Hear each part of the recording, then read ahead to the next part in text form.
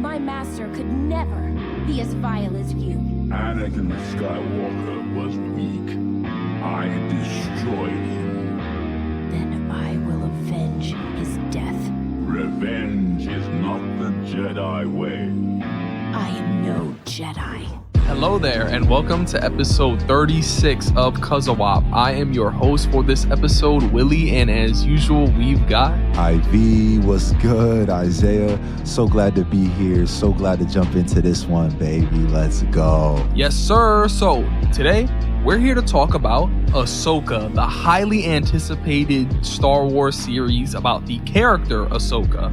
So this episode, we're going to be talking about the show, the character, other characters, Clone Wars, Rebels, everything Star Wars. You know how it is, but I'm really excited for this, bro. Ahsoka was my most anticipated Star Wars television show of 2023. Like, come on, son. And it's the best live action show I feel like we've gotten. I mean, it had I know there's other shows out there and it's already getting saucy, but for me, I hadn't seen Andor yet, so this really had some special opportunity to see live action as a medium be taken advantage of, and to see characters that we had previously only seen as a cartoon brought to life in a way that's very great, man. Very great. Yeah, listen, for me, as someone who consumes all of the Star Wars media, I think of all the live action shows we've gotten so far, Andor is the best one. But funny enough, I think it's also my least favorite one, just because it didn't really hit those Star Wars ticks that live inside of me the way all the other ones have. But Andor was great, best one. I know that you still need to watch it, but Ahsoka was different for me. Ahsoka hit a lot of those points for me, and I was very happy with it. I just loved it. Bro, it was up there. Had that Star Wars magic, baby. Now, Isaiah, I know that we've done this a few times, but can you just speak a little bit to your relationship with Star Wars, especially the way that it's may changed since we started CUZZO-OP? Now, it's been, I want to say 5-6 episodes since we did our Star Wars Rebels episode. And Star Wars Rebels is where I would pick up. I mean, if you have not heard, Star Wars has always been important to me, but in the frills of entertainment, there are pieces that are significant to the story. One of the things that is very significant here for CUZZO-OP is watching Clone Wars, the movie, with Willie, and that being the journey or any even involvement of Clone Wars in my life. And I say that because we know Ahsoka and her introduction via being Anakin's Padawan in Clone Wars. This is the next chapter of her story in a live action form.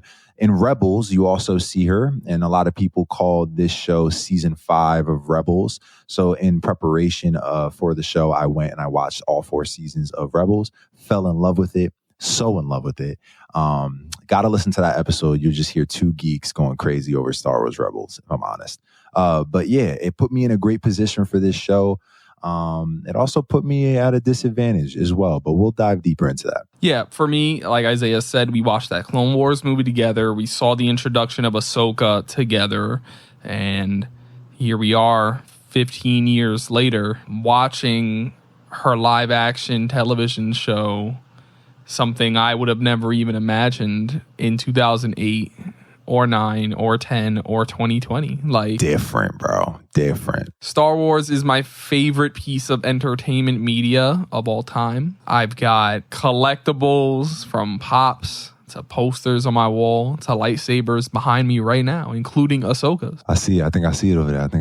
Yeah, the little white box right behind me, Yeah, I see that. For anyone not aware, Ivy and I can see each other during these recordings. It adds to the fun energy that you can only hear for now. But Star Wars is always going to be a part of CUZZO-OP. Let's go, bro. Let's talk this show, because I have been holding all my thoughts. We do a good job at not talking much about what we love about the show too much before we hop on this episode. So you're getting legit reactions. You're getting legit, okay, this is how I felt about this for the first time. So, well, before we are able to talk the show, I think it's very important that there's a little bit of a recap for anyone who may be trying to catch up understand what's going on, especially if they're not tuned in. Maybe they just want to hear what we thought about the show, but they want some backstory about what came before. So, Star Wars The Clone Wars was an animated television series set between episode 2 and 3 of the Star Wars saga. The show followed Jedi Knights Anakin Skywalker and Obi-Wan Kenobi as they led clone troopers in battles against the Separatists.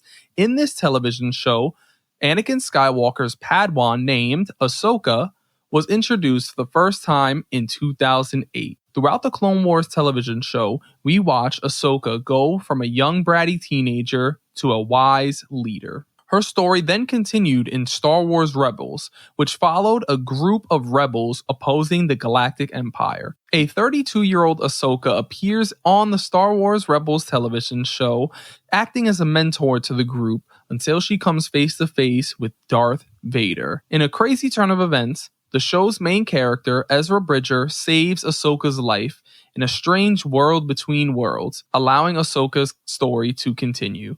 The conclusion of Rebels saw Ezra Bridger go missing after defeating the evil Admiral Thrawn. Ahsoka's involvement in both shows are important for her evolution from young Jedi to a powerful Force wielder dedicated to fighting for the light side of the Force. And the Ahsoka 2023 television show aims to continue both her narrative as well as the narrative beginning in both Star Wars The Clone Wars and Star Wars Rebels. Now, IV, what were your expectations for the Ahsoka television show? I wanted Rosario Dawson to accurately depict a wise and torn Ahsoka.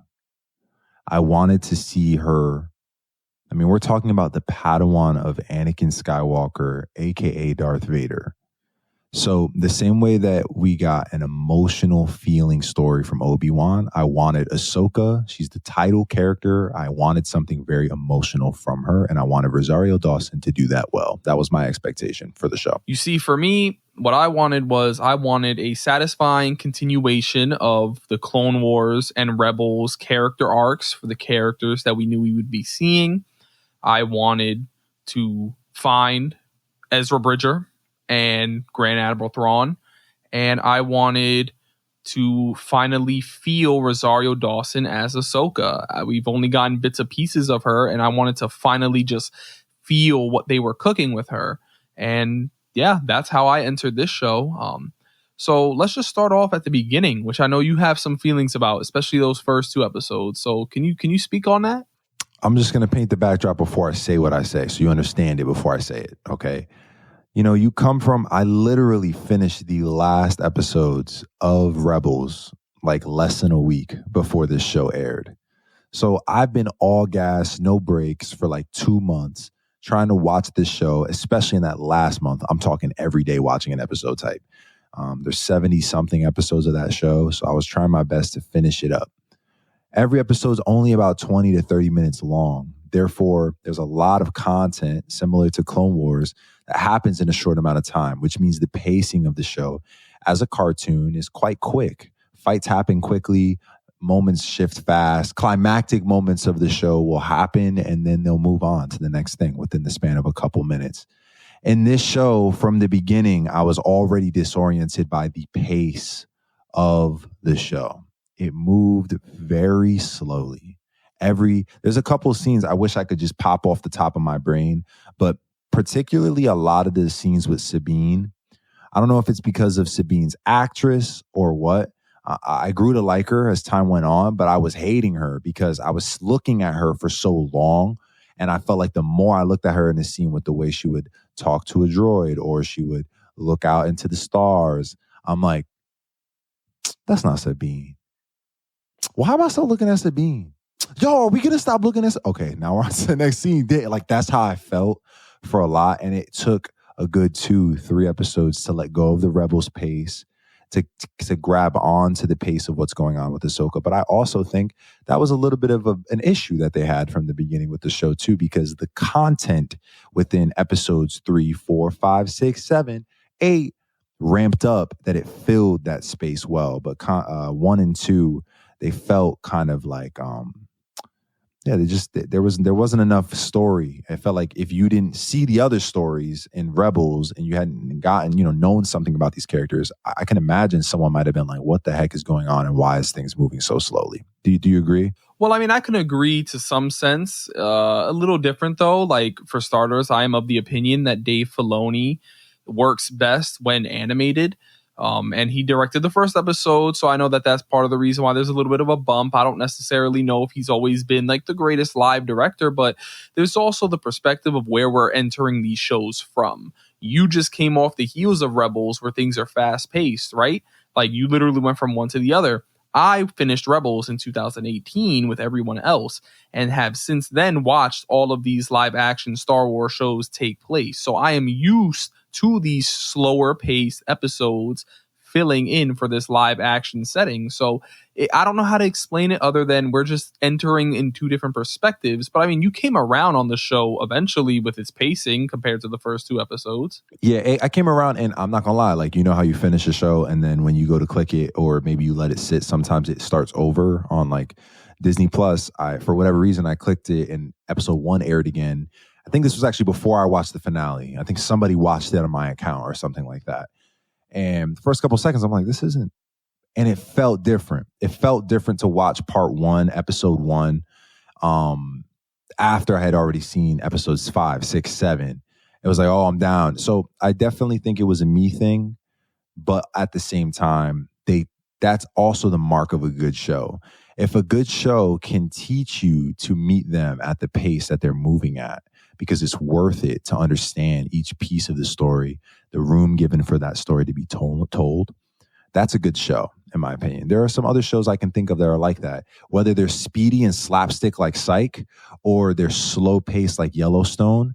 There's a pace that you grow to need as a backdrop to really understand the story well.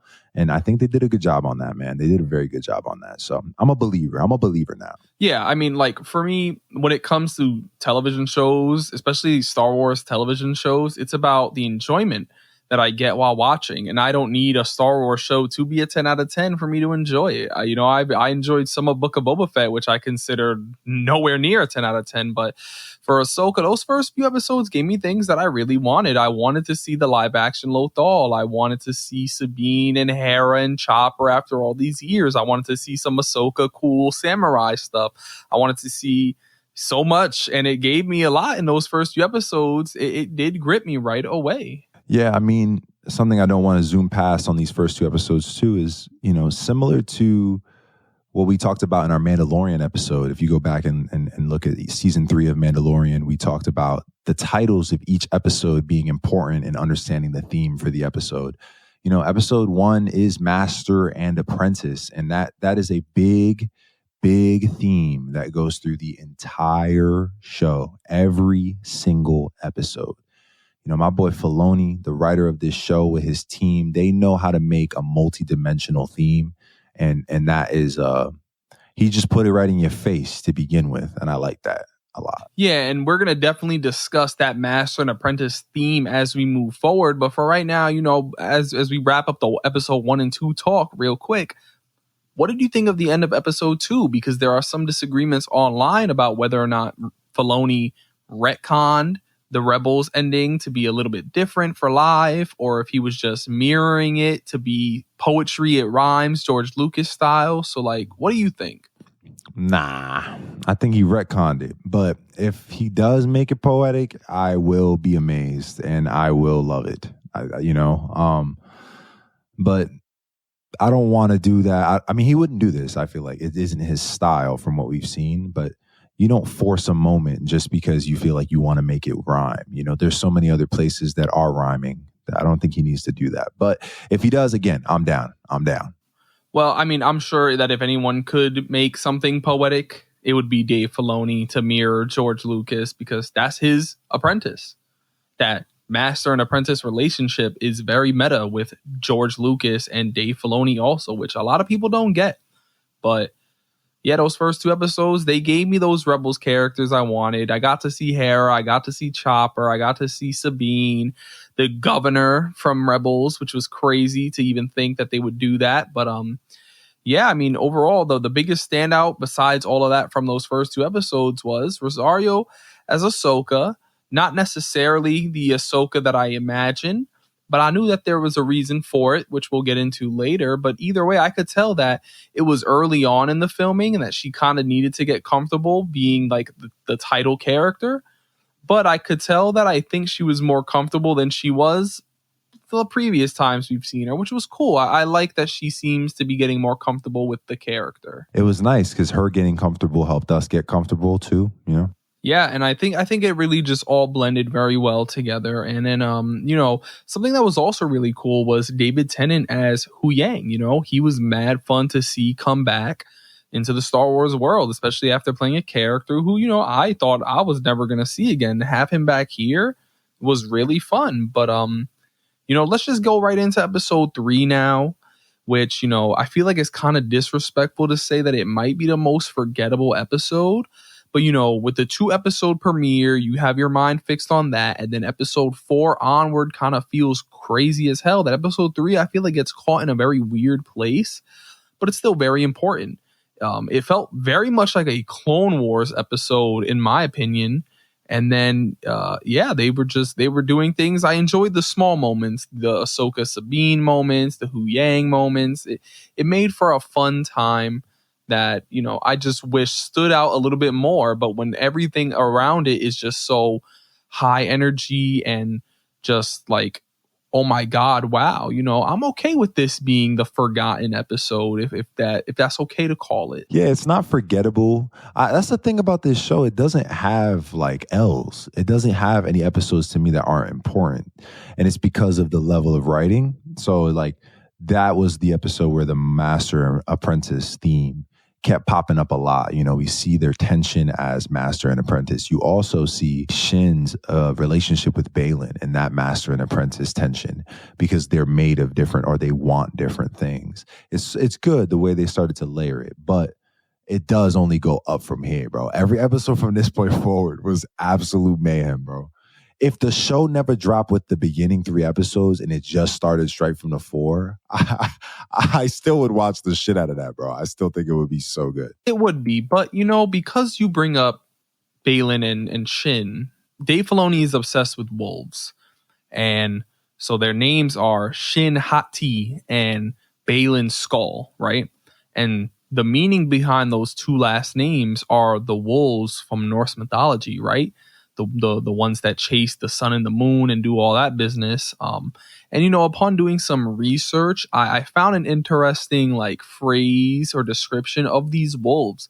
Now, I don't know if it's true or not. I just thought that it was interesting the way that the wolf narrative from Norse mythology, based on what I had found, kind of mirrored the Star Wars use of the character names and those names, the way they were applied to Baylan and Shin. And so Skull is considered to be the neutral / chaotic figure, like a neutral chaos, versus Hati, who's often referred to as like kind of like the more eviler one. And it's kind of interesting to see how that plays out within their characters, especially in episode 4. Now, episode 4 might be my favorite episode of the show. That might be a wild take, but considering of what that episode was before it started doing all of the, hey, Star Wars, like it was a fantastic episode from start to finish.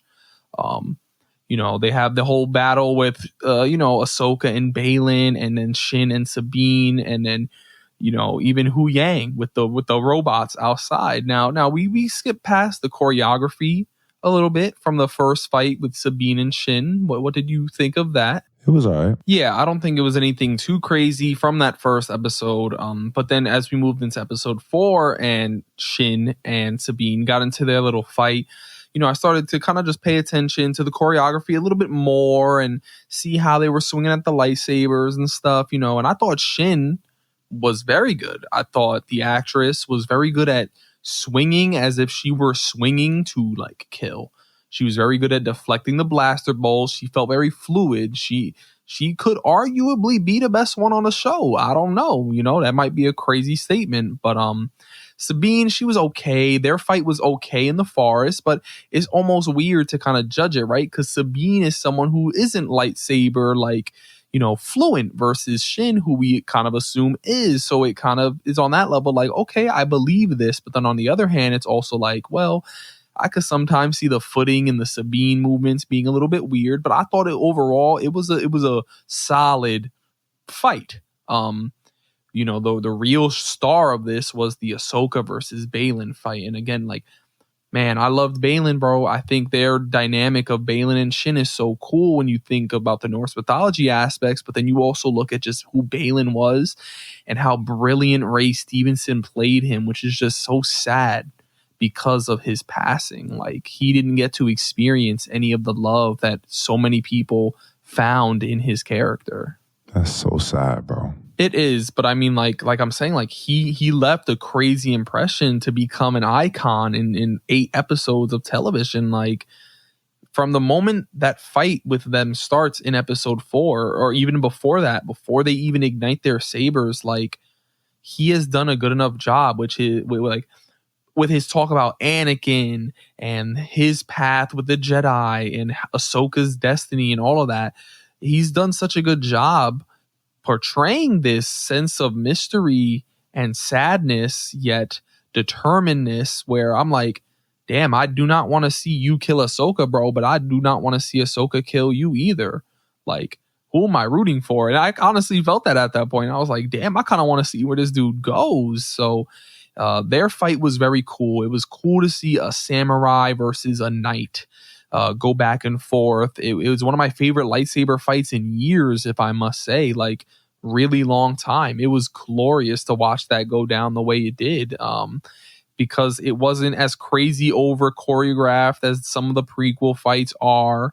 It felt very grounded. It felt like a mix of what a prequel fight and an original trilogy fight should be for the Star Wars universe. And I just thought it was mad special and cool to just watch. I loved it, man. I love that. And I love how there's someone watching him that is detached from how he sees the world. Like, you get 3 different versions of master and apprentice in this, with, obviously, as we talk at the end of this episode, Anakin and his apprentice, Ahsoka. You have Ahsoka and you have Sabine.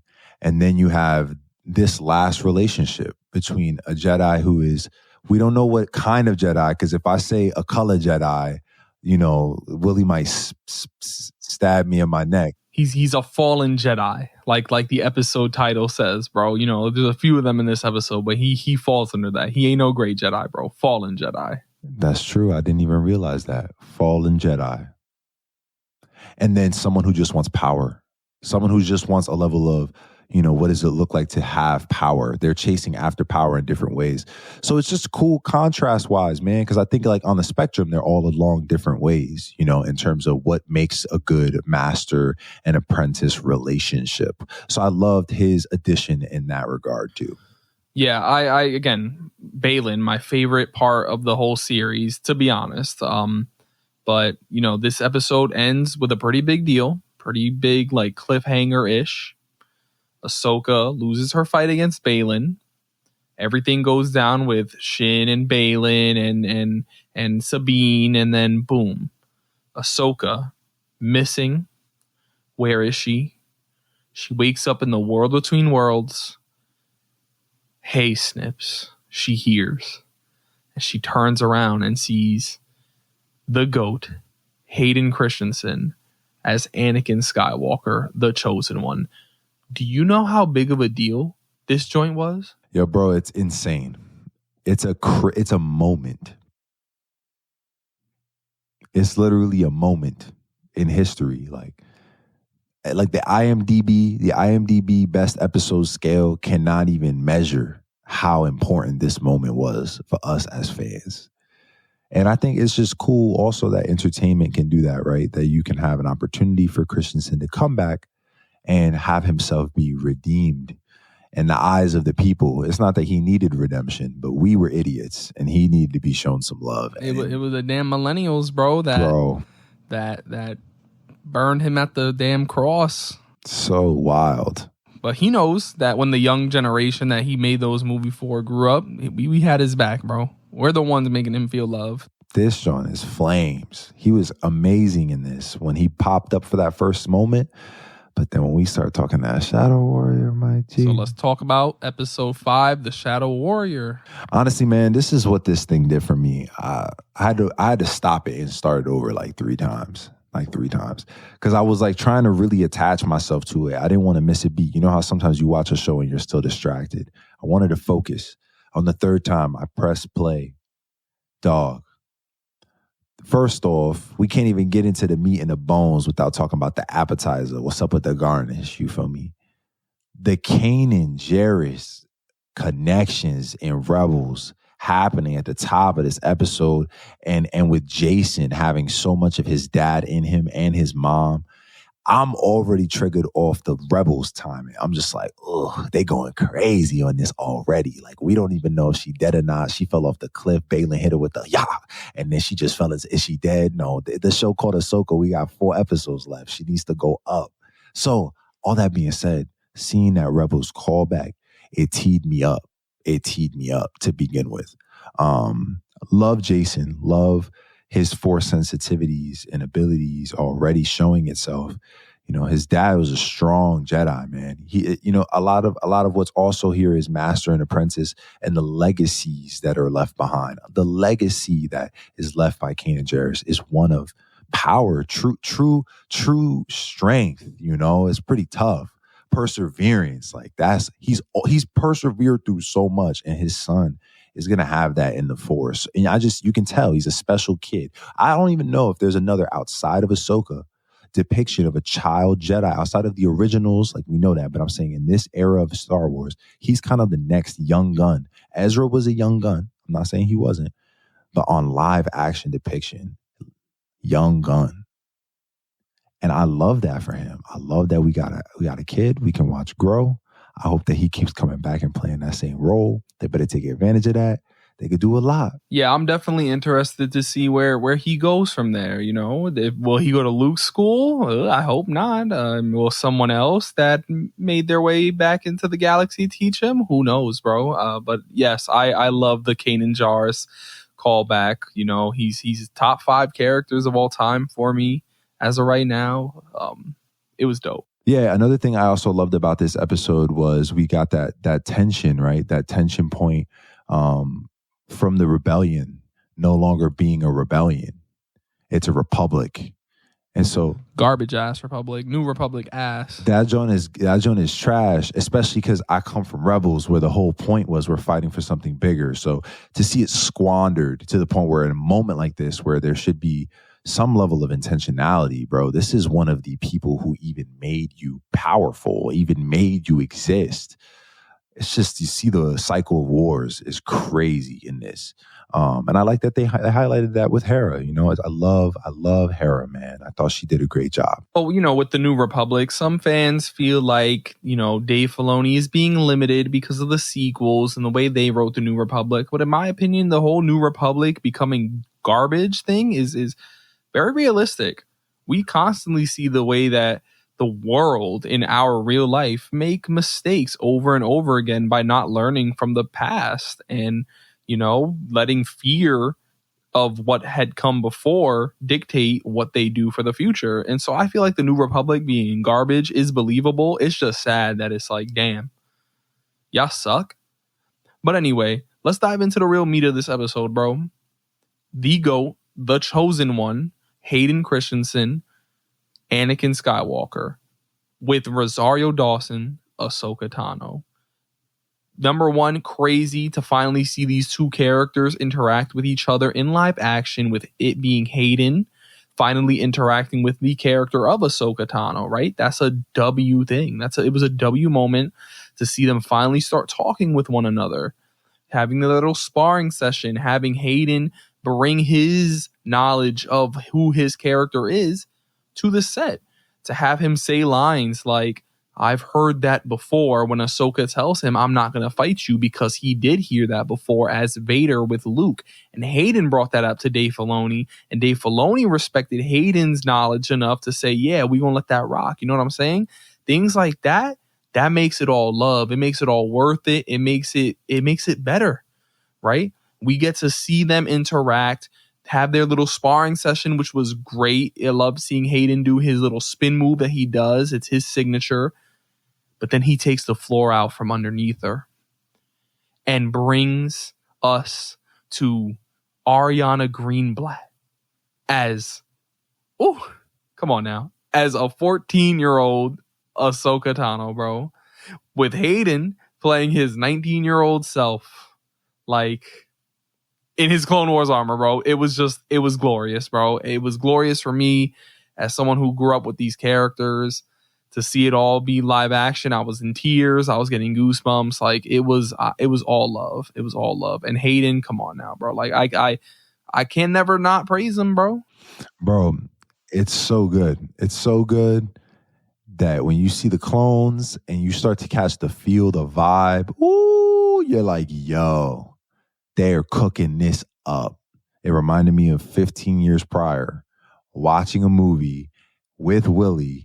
I'm like, yo, we're back. We're back to where this all started. But somehow it also feels like we've been heading here the whole time. And it's like we finally arrived. And they did a great job at that. Yeah, like everyone involved did great. Like, again, Hayden is love, bro. Like, for him to play that role, it was great. And, you know, credit to both him and Ariana Greenblatt, because they weren't playing who was on the screen. Like, technically, like, she wasn't playing a 14-year-old Ahsoka. She was playing a 46 or however old Ahsoka is in, like, the actual timeline.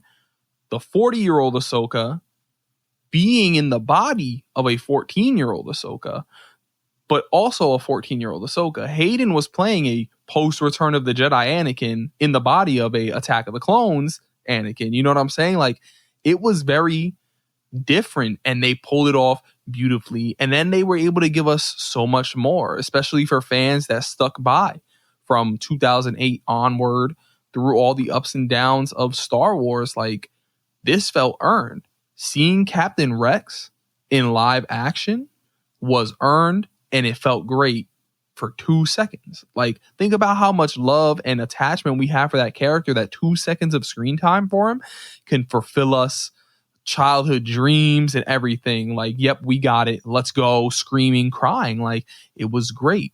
It was great to see them just speak with one another. And oh my God, you get to just imagine what it would be like if we got something else with that. Like, it was glorious. It left us wanting more, but also satisfied with what we got. And I think that's great.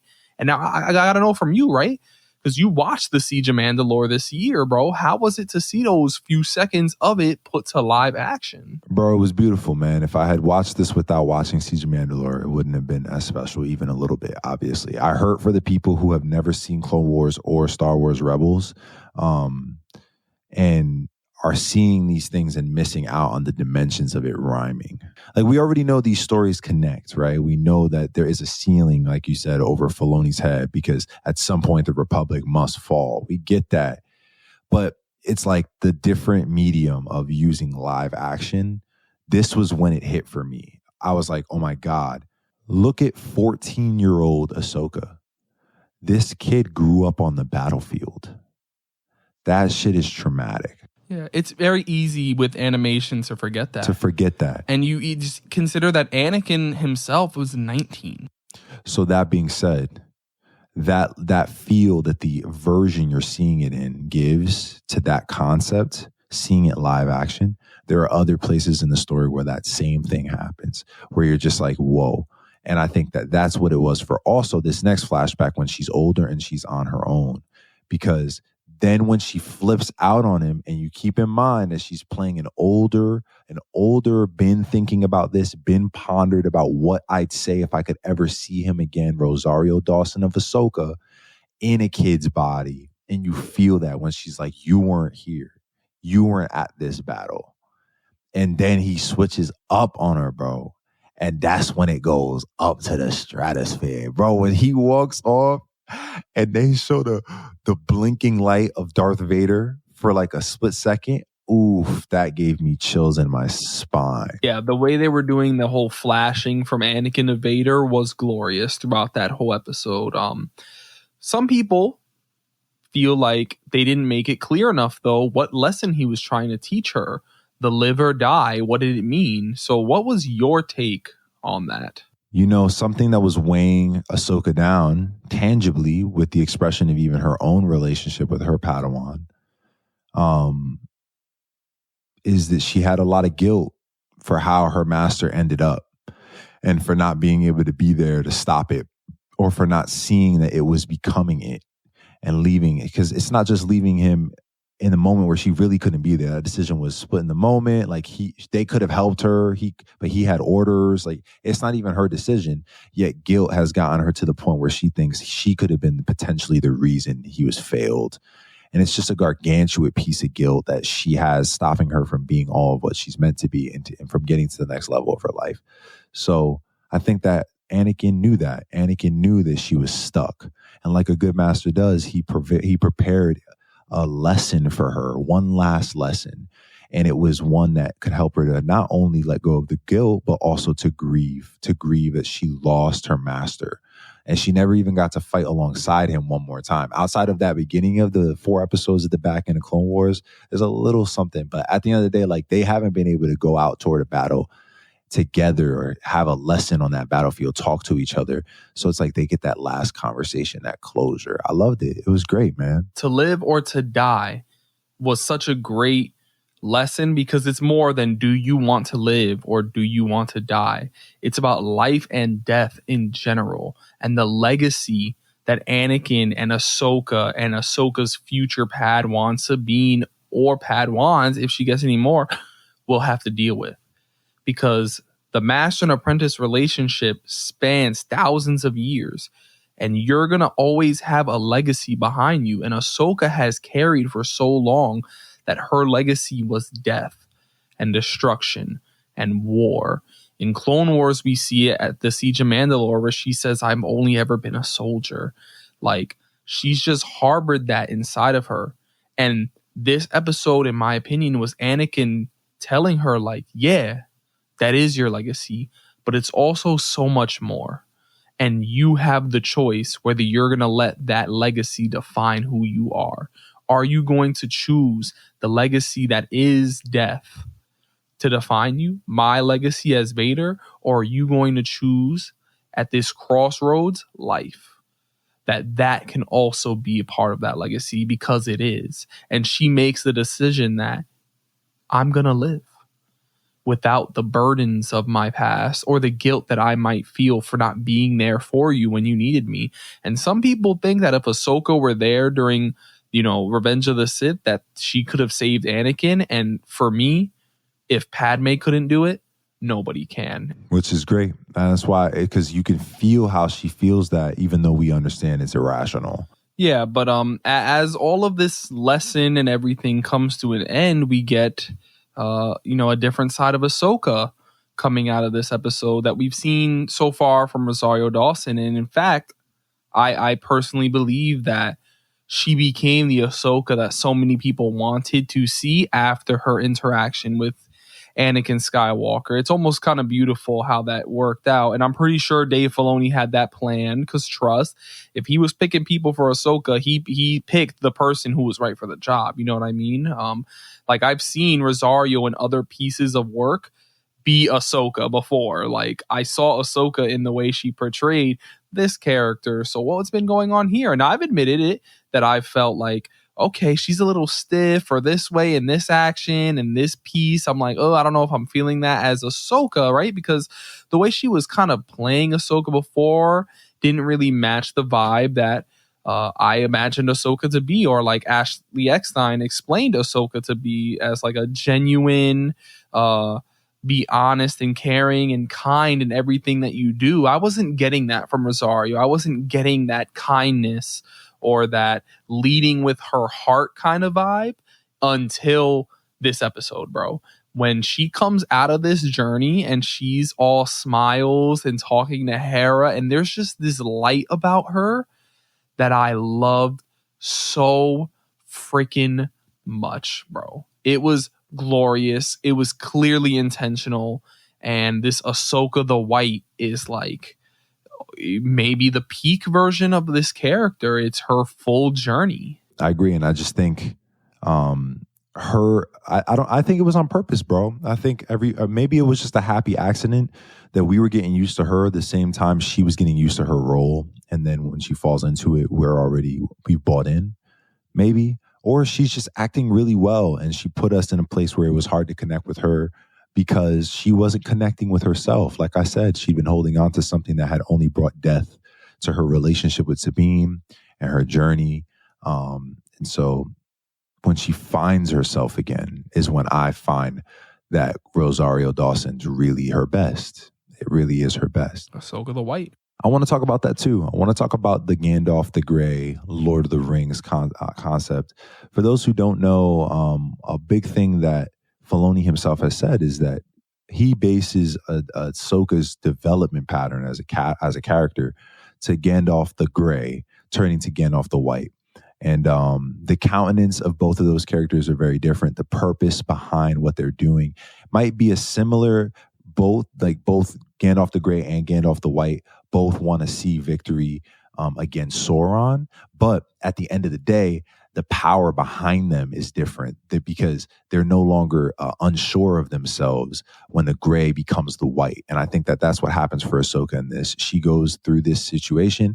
After she's done, she sees the water rise up, which is also a beautiful scene. The way that they did the transition from the world between worlds to the water was crazy. That was crazy. So it also gives that typical literature-wise and writing-wise allegory to a baptism of her being reborn when she makes her way out of the water. And I thought that was crazy, bro. Yeah, bro, we could stay on this episode for a long time. So in order to just kind of move forward, right? Ahsoka, she manages to go to this new galaxy with the Purgle. And her and Hu Yang have that little fun moment at the beginning where they're talking about like this galaxy that's far away, and oh yeah, here's the stories of my past. And Huang even says like a long time ago in a galaxy far, far away. Like that was dope as hell. But we get to this new galaxy after taking this stop to change Ahsoka's life, and we are like, oh, what's happening? Is the time come? Are we finally gonna see something we've been waiting to see? And the answer was yes. The return of Grand Admiral Thrawn. Now, for you, I know you love Thrawn, and it would, by the time the episode aired, it'd been like a month since you finished Rebels. So, you got to see Thrawn after missing him for about a month. For me, it's been almost 6 years since dude dipped out with Ezra, bro. So, like, how was that? Because, like, when I say bro been missing for 6 years, he's been missing for 6 years. I watched it like, a month prior to this episode, a month and a half prior to this episode. And I'm like, yo, they nailed that. It's not been too long. And it's almost like a seamless transition. He looks exactly how I think he should, sounds exactly as he should. I mean, obviously, it's the same guy, but I just love the chess game he plays amidst the war. The mind that he has is so brilliant.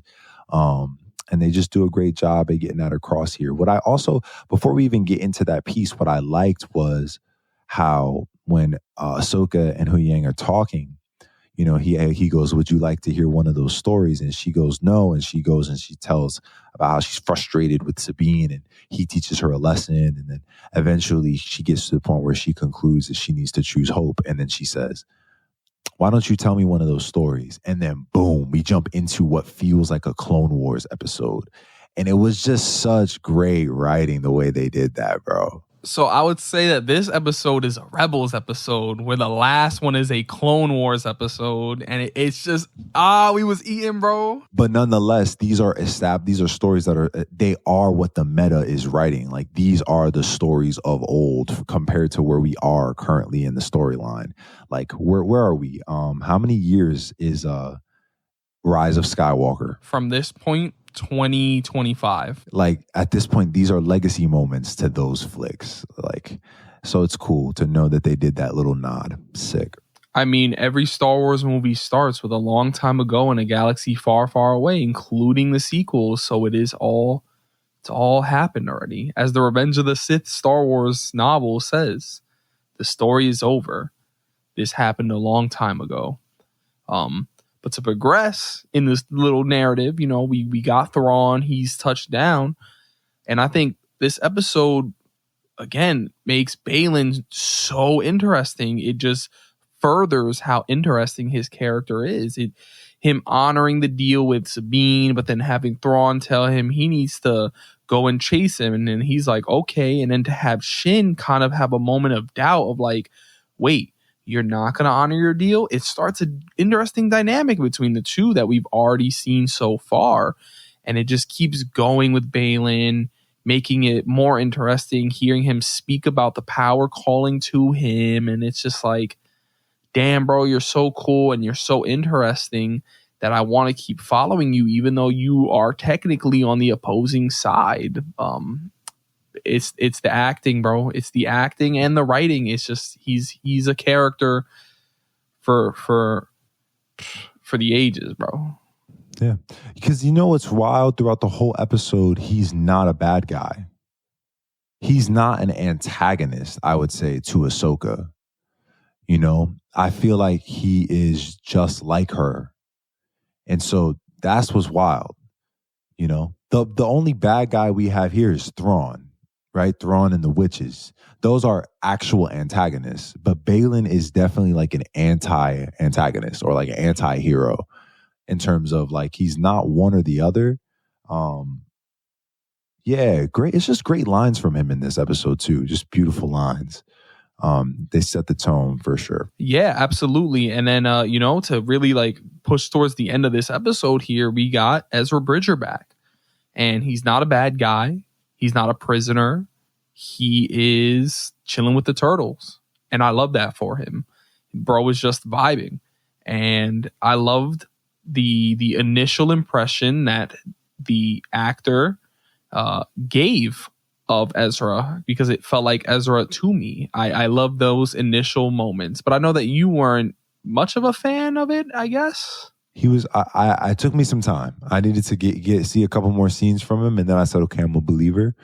But it's hard, man. It's one of those things where the same way we let Ariana Greenblatt do that and she earned it, I was like, I gotta let this guy earn it. And he did within the first couple of scenes. I was like, okay, no, that's Ezra. Okay, good. I'm glad that you came around on him because, he might be.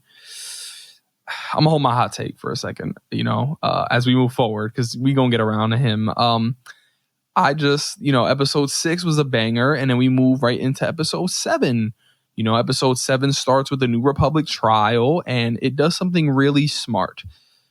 Instead of doing a deep fake Carrie Fisher or having to find a casting for a Princess Leia, they decide that we'll use C-3PO instead to deliver a message that we could have had her deliver. And it will still have the impact on fans because C-3PO is a classic character, and it will make sense that he's being sent while she's doing something else. And I thought it was very clever of them to do that. And that little segment was smart. It was a little W. It was a great Chopper moment in there. But then, we move forward to some other interesting things where we're like, okay, Ezra and Sabine are chilling with their village, but Baylan and Shin have been sent to hunt them down. And it's at this moment where they all collide, where Shin and Baylan come to their little crossroads where he's like, all right, I'm going to let you go now. You're no longer my apprentice. You go and do your own thing because that's what you want, and I have what I want over here. And I found that to be very interesting. When he did that, I was like, bro, why are you so interesting? Like, that's a crazy thing to do, adding to that master and apprentice dynamic. Like, that was kind of a wild moment. So what do you think of that? I like it. I like it because, again, there's a rekindled master and apprentice relationship, and then there's also a master and apprentice relationship that falls apart. There's even a master and apprentice relationship between Thrawn and Morgan. I really do feel like they had like a good little we're here too type shit, and it was good. It was good. Yeah. And then, with the whole thing with Shin going on with going after Ezra and Sabine, Ahsoka pulls up and has a moment with Baylan, their little back and forth and their little fight, which was all right, where they're going back. And I feel like I haven't mentioned Kevin Kiner. Like, he did fantastic with this musical score, you know, from Clone Wars to Rebels to here, like he turned up 1,000,000%. And it's in this fight where I was like fully like, yes, you did your thing, bro. Because I know everybody hypes up the Thrawn organ music from the beginning. But when Ahsoka and him are fighting and then she goes to get him and he grabs her, the notes that play when he's like, you can't defeat me, it was glorious.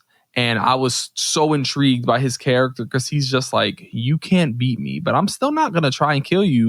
And I was like, Balin, you're so cool for that. But then Rosario playing the, I'm not trying to, that felt very Ahsoka also. And it just made for such a damn good moment, bro. I love it. And I love that scene where she plays him and gets away from him and that he doesn't pursue her. He just lets her go.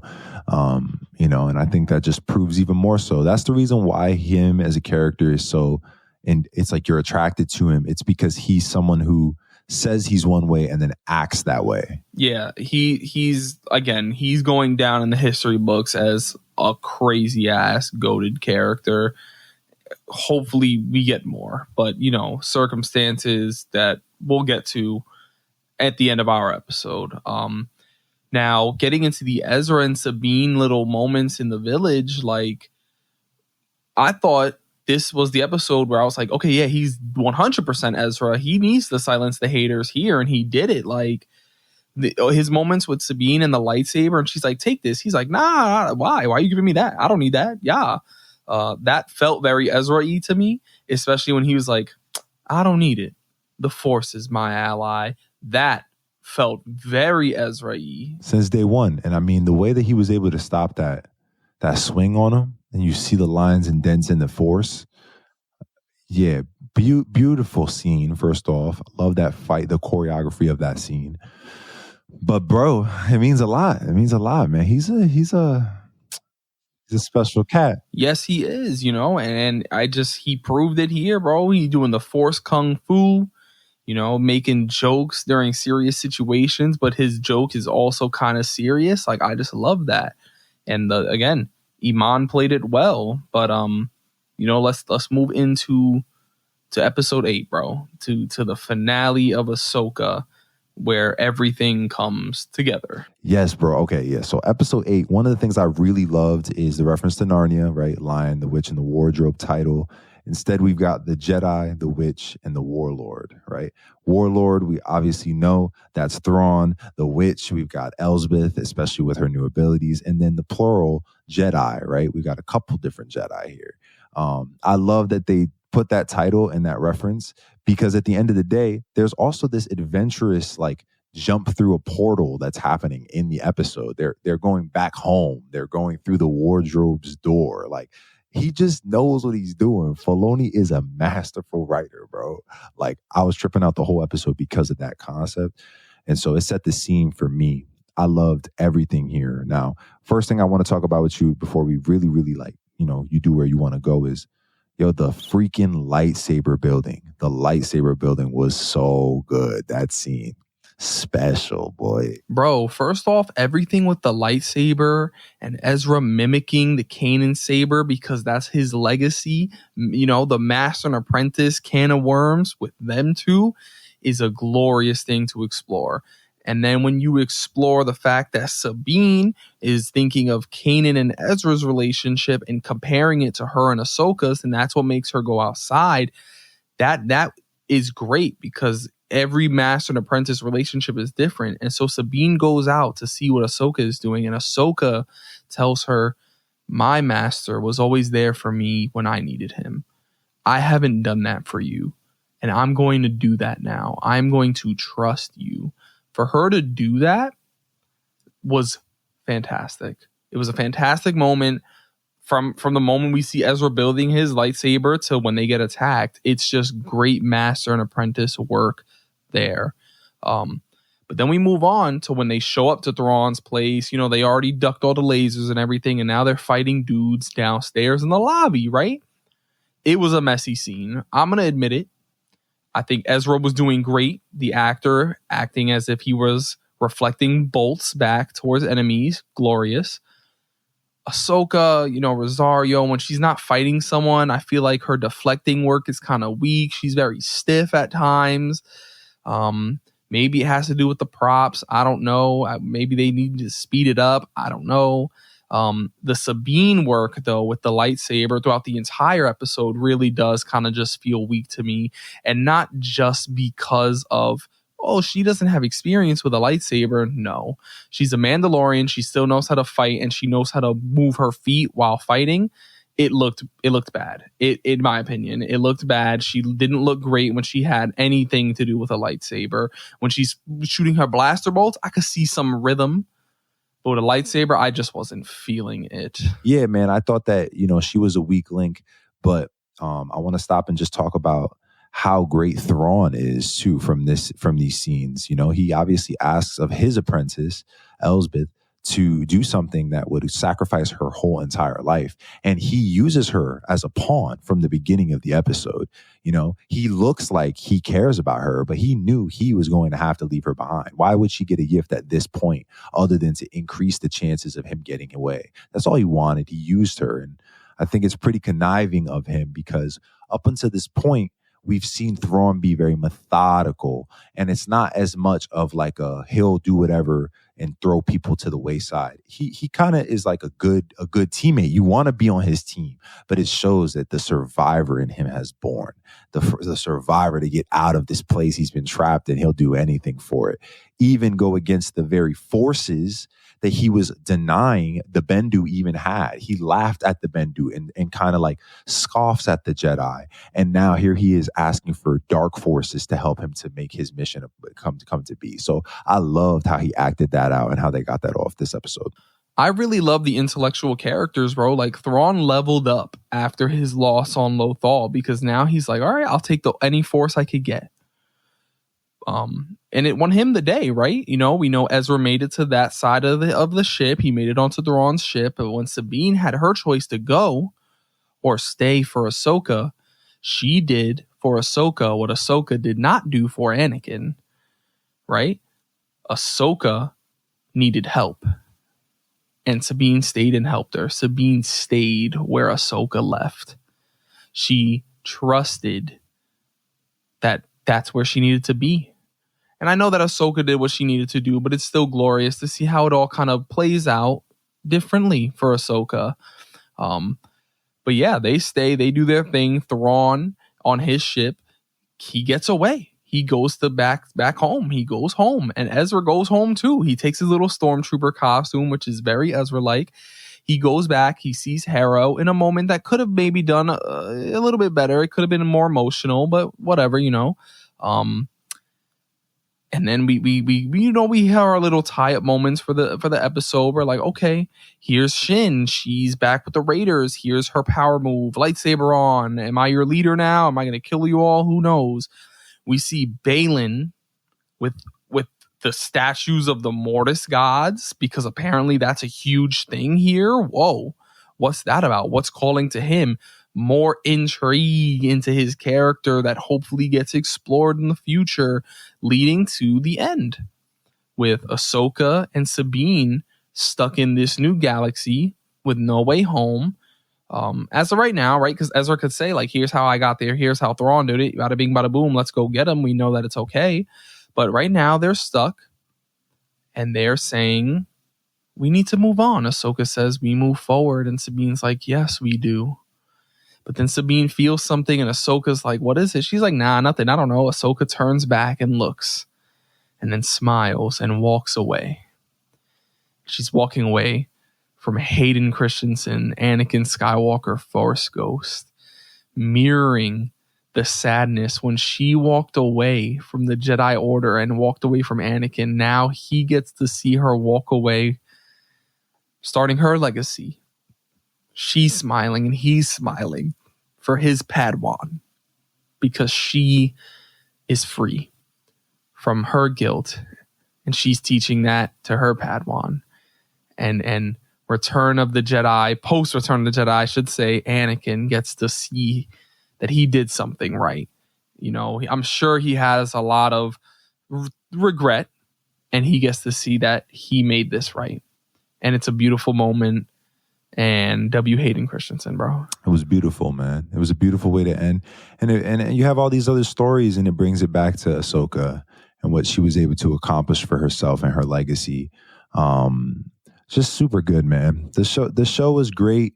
I loved the theme of the Master and the Apprentice throughout all of it. I love the depth of all of what makes a Jedi a good Jedi and a redefining of what a Jedi is. You know, I think that people would think that Jedi isn't even a name you could give to, you know, Darth Vader after he's done what he's done. No, bro, he's still a Jedi. He's still a Jedi. Look at these Jedi, man. They're not gray, they're not yellow. They just fallen and they redeemed and it's fire. Listen, man. They're going crazy on this show, bro. It was a great show. All right. Well, you know, let's just get into some of the actors and give our brief thoughts on how we think they did. First and foremost, you know, Natasha Bordizzo as Sabine, I just felt like she was definitely the weakest for me in this show. I think she was decent, but she was the weakest, yeah. You already know how I feel about Ray Stevenson. Come on. Yeah, Ray Stevenson is he played it well. He played the role well. He is my favorite character and, you know, true legend, honestly, for acting and Star Wars. Yeah, may he rest in peace, bro, because every moment he was on screen, I was locked in. David Tennant murdered it. Hell yeah, he did. I mean, I'm very glad that he returned. That he decided, yeah, I'm going to go do that. That animated show that I did 10, 15 years ago. Yeah, I'll do it again live. Okay, sure. And he brought that energy. What about Mary Elizabeth? Bro, Mary Elizabeth Winstead did a great job. And I love that she's already a part of the Star Wars family. So I'm not surprised that she would cook like that.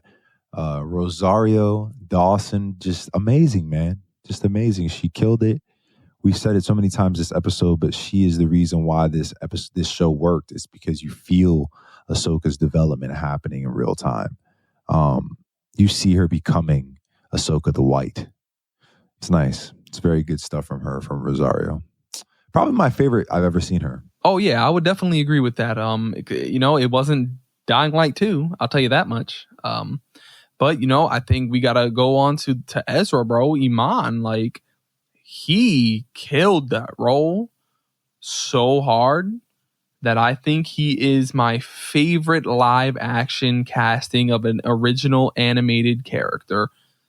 Like, I think he's my favorite of all time. Like, he did that, bro. Wow. That's a lot to say, but it also means a lot. Ezra needed to be played correctly, and I feel like he definitely did play him right, bro. Absolutely. Now, those are just some of the acting jobs in this. You know, we loved Shin, we loved Mon Mothma, we loved Jason. You know, props to all of them. This show really had a lot going for it, and I think a lot of it worked out. And so, like, to take it a step further, what are we hoping for from the future of Ahsoka's story, or the story that Star Wars is putting out there right now? Like, what are you hoping for from the future?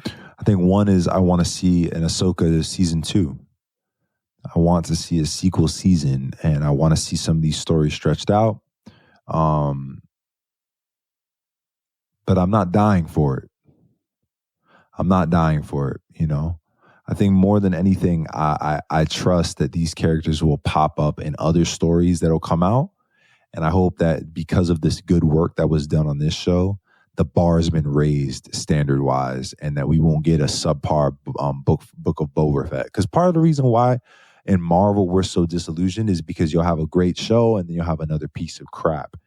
And I think that if Star Wars can maintain this high level of storytelling, then this could be a really cool place where we get more stories. Andor was really special, apparently, so I got to go see that. This seems like it's up there too, so let's see if they can keep it up. That's what I want to see. Yeah, I mean, for me, season 2, I feel like it has to come. This show was not limited series. They never called it a limited series, so I feel like the season 2 is inevitable. I'm surprised they haven't announced it yet, but I guess, you know, with the actors still on strike, they can't do anything like that. So let this show be an example to pay your damn actors, because it wouldn't be the same without them. But yeah, for the future, like I said, season 2. I hope we get more Balin. I do not believe it is disrespectful to recast. I think that these actors, when they take on these roles, they understand that the story and the characters mean the world to people. They're crafting these things so that people can have that escape. And if we let the characters, move on with the actors, then, that may be a bigger disservice than recasting. And I'm sure Ray Stevenson would want Balin's story to go on, especially after touching the hearts of so many people. So I hope to get more Balin. I'm excited to see if we get a season 2. I'm excited for Dave Filoni's Star Wars movie. I'm excited to see what Skeleton Crew is about. It's Star Wars. I'm excited, bro. But I'm just really glad that this show was how it was. I'm glad it went well because it had a large potential to not go well. I'm glad most of the fans have accepted it with open arms. And I'm happy that the show was able to make me tear up and get goosebumps every week, back to back to back to back. As it should, man. You always said that it was gonna, and here we are. It's just awesome to have this Star Wars content to keep returning to. It's the best universe out right now. Anything Star Wars, we'll be talking about it here. But continue to be plugged in with us. Follow us wherever you listen to podcasts, and make sure you send the link out to your friends, wherever they may listen. We do have a link tree. If you go to the link tree on any of our social media accounts, or if we send it out to you, definitely share that with other people. It's the best way to get people access to the show. We love doing these episodes and having you listen to just our honest conversation about pieces of media and entertainment. And just know every time that you tap into an episode of CUZZO-OP, that's what you're going to get. You're going to get 2 cousins, 1 podcast, and endless entertainment. Peace.